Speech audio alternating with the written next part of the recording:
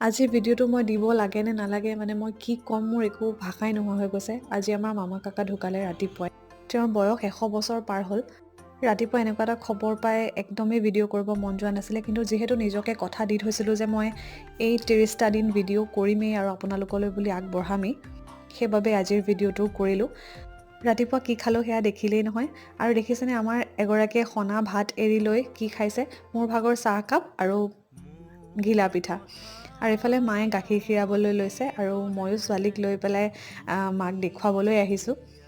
আৰু এয়া অকণ দুপৰীয়া নহয় অকণ আবেলি সময়ত খাইছিলোঁ নেকি, অকণমান অ'টছ খালোঁ। আৰু এইফালে এয়া বাৰ ছোৱালী, আচলতে বাহঁত আহিছিলে মানে বৰ্তাৰ ছোৱালী।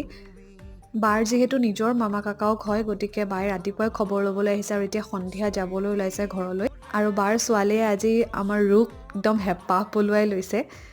আনকি তাই হিচাপো কৰিছে তাই কেইঘণ্টা থাকিলে ছোৱালীৰ লগত। নতুন এটা ভিডিঅ'